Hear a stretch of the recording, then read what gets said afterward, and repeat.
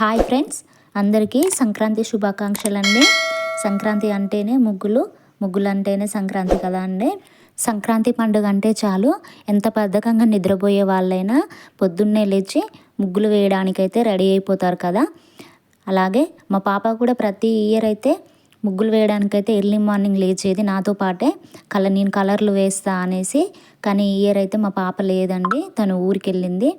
అందుకే నేను మా తోడికోడలు ఇద్దరమే వేసుకుంటున్నాము. మా తోడికోడలు కూడా వేసిందండి. వీడియో తీయడానికనే తను మధ్యలో పక్కకెళ్ళి వీడియో తీసిందండి. అందుకే కనిపించడం లేదు. మాకు వీడియో తీయడానికి ఎవరు లేరు, అందుకనే తనే వీడియో తీసిందనమాట. ఎర్లీ మార్నింగ్ అయినా కానీ చలి అయితే కొంచెం తక్కువగానే ఉందండి. మరి న్యూ ఇయర్కి ఉన్నంత చలి అయితే ఇప్పుడు లేదండి. కొంచెం చలి అయితే తగ్గిపోయిందండి.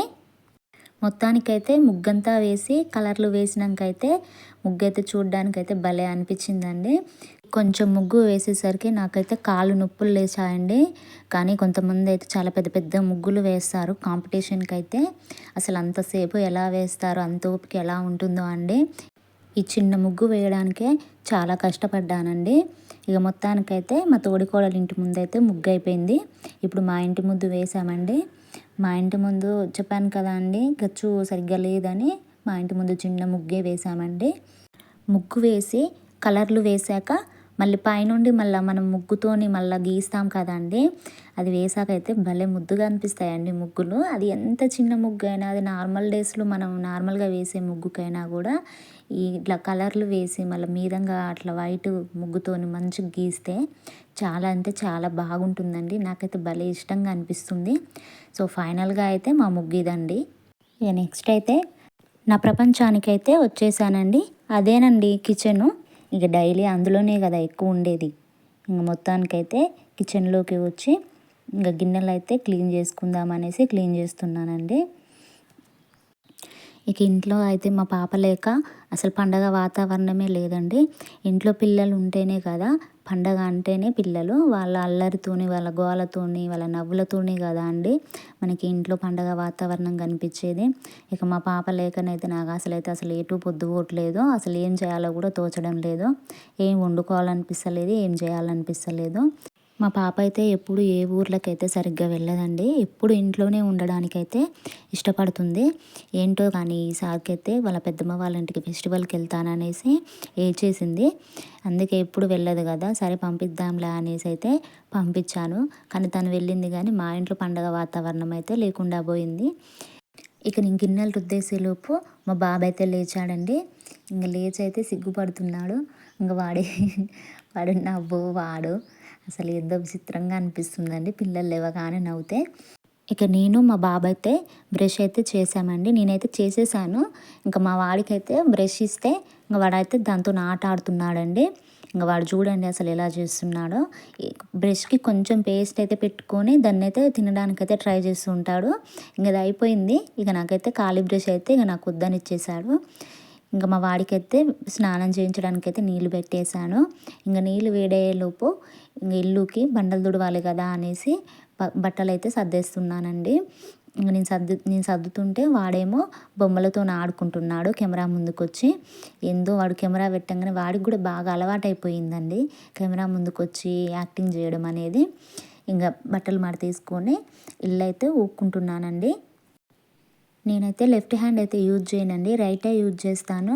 కానీ అది కెమెరా ఫాల్ట్ వల్ల రైట్ యూజ్ చేస్తుంటే లెఫ్ట్ కనిపిస్తుందండి. అంతే, నాది మాత్రం రైట్ హ్యాండే అండి. ఇక ఇల్లు అయితే ఊడ్చేసుకున్న తర్వాత అయితే బండలు తుడవడానికైతే వాటర్ అయితే రెడీ చేసుకున్నానండి. నేను ఏమో వేసాను అనుకుంటున్నారు కదా, కొంచెం కల్లుప్పు, కొంచెం లైట్గా పసుపు వేసి లిక్విడ్ వేసుకున్నానండి. కల్లుప్పు వేస్తే మనకి ఇంటికి ఏమన్నా నరదిష్టి అలాంటివి ఏమన్నా ఉంటే పోతాయి అనేసి అలా నమ్మకం అండి. ఇక నేనైతే స్నానం చేసేసాను, బండలు తుడిచేసి ఇంటి ముందైతే గొబ్బెమ్మలు అయితే పెట్టేశానండి. నెక్స్ట్ అయితే మా బాబాకి భోగి పళ్ళు పోయడానికైతే మా అత్తయ్య అయితే రెడీ చేస్తుందండి. కాసిన్ని బియ్యం, కొన్ని రేగిపళ్ళు, కొన్ని కాయిన్స్, బంతిపూలు తీసుకున్నామండి. చెరుకు ముక్కలు కూడా వేయాలి కానీ మేము తేవడం మర్చిపోయామండి. ఇంకా వీటితోనైతే పోద్దాం అనేసి రెడీ చేస్తుంది మా అత్తయ్య. చిన్నపిల్లలకి మాత్రం ఇలా భోగి పండ్లు పోస్తేనే చాలా మంచిదండి. ఎందుకంటే వాళ్ళకి నరదిష్టి అనేది తగలకుండా ఉంటుంది. పిల్లలు కూడా హెల్తీగా ఉంటారు. అందుకోసమైనా సరే మన పిల్లల కోసం మనమైతే ఇలా భోగి పండ్లు అయితే ఖచ్చితంగా భోగి పండుగ రోజైతే పోయాలండి. పోస్తే చాలా మంచిది. ప్రతి ఇయర్ అయితే మా మరిది వాళ్ళ పిల్లలకి మా పిల్లలకైతే కలిపి భోగి పండ్లు అయితే పోసేవాళ్ళమండి. కానీ ఈ ఇయర్ అయితే ఎవరు లేరు. అయినా వాళ్ళ పిల్లలైతే పెద్దోళ్ళు అయిపోయారండి. కానీ ఉంటే మాత్రం చాలా సరదాగా ఉండేది. కానీ మా బాబు ఒక్కడే అయిపోయాడు. వాడు ఒక్కడే అయిపోయేసరికి వాడికి ఇదంతా ఏంది అన్నట్టుగా అనిపించింది. వాడితో పాటు వాళ్ళ అన్నయ్యలు వాళ్ళ అక్క కూడా ఉంటే వాడు కూడా చాలా హ్యాపీగా ఫీల్ అయ్యేవాడు. వాడిది ఫస్ట్ పండుగ అనమాట ఇలా ఒంటరిగా చేసుకోవడం. నాకైతే చాలా బాధ అనిపించిందండి వాడు ఒక్కడే ఉండేసరికి. సంక్రాంతి పండుగ ఆంధ్రాలో చాలా బాగా చేస్తారంటండి. కోళ్ళ పందాలు, ఎడ్ల పందాలు ఇలా ఇంకా చాలా బాగా చేస్తారంట అక్కడ. అందుకనే మా పిల్లలు అక్కడికి వెళ్ళారండి. ఫస్ట్ టైం అన్నమాట ఇలా సంక్రాంతి ఫెస్టివల్కి అక్కడికి వెళ్ళడం అనేది. ఎప్పుడు వెళ్ళలేదు. దిష్టి తీయడం అయిపోయిందండి. హారతి ఇస్తుంటే కూడా మా వాడు అసలు తల అయితే పైకెత్తలేదండి. వాడు అసలు అలిగాడు, నాకు వద్దు అంటే మీరు భోగి పళ్ళు పోస్తున్నారని, ఇవన్నీ ఏందో నా మీద పోసి నన్ను ఇలా చేస్తున్నారని. ఇంక ఏదో అలా అయితే ఇంకా చేసేసామండి. ఇంకా హారతి ఇచ్చేసిన తర్వాత అయితే ఆ హారతి ప్లేట్ని అయితే తీసుకెళ్ళి దేవుడి రూమ్లో అయితే పెట్టేశాను. ఇప్పుడు మనం దిష్టి తీసుకున్నాం కదా అండి, రేగి పండ్లతోని బాబుకి దిష్టి తీసాం కదా, ఆ బియ్యము, ఆ పూలు అవన్నీ కూడా తొక్కులలో కాకుండా ఒక కవర్లోకి తీసుకొని అవన్నీ మనం తొక్కని ప్లేస్లలో ఆ కవర్ పడేయాలండి. ఇదైతే మా అత్తయ్య చేసిన పులగమండి. తనే చేసుకొని వచ్చింది, మేమేం చేయలేదు. ఈసారే కాదు ప్రతిసారైనా మా అత్తయ్య చేస్తుంది. తనే తీసుకొని వచ్చిందండి. ఇక ఈ రోజుకైతే భోగి ఫెస్టివల్ అనేది కంప్లీట్ అయిందండి. ఇది నెక్స్ట్ డే ముగ్గు అండి. ఏదో అలా సింపుల్గా అయితే వేసేసాను. ఇంకా ఆ రోజు కూడా ముగ్గు వేయాలి కదా మార్నింగ్ అనేసి ఇంకా ఆ రోజు అయితే అలా వేసేసానండి.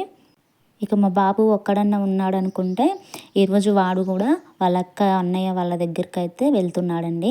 వాళ్ళని తీసుకొని రావడానికి అనేసి ఇంకా వెళ్తున్నాడు. వాడి ఆనందమే కాదండి, ఇక ఊరికెళ్తున్నాడని ఇంకా నేను బొయ్యబోతున్నా అనేసి నైట్ అయితే నిద్ర కూడా పోలేదు. ఎప్పుడు పోవాలన్న ఆరాటంతో ఇక వాళ్ళ నాయనమ్మతో కలిసి అయితే వాడు వాళ్ళ అక్క వాళ్ళని అన్నయ్య వాళ్ళని తీసుకురావడానికి అయితే ఇంకా వెళ్తున్నాడు.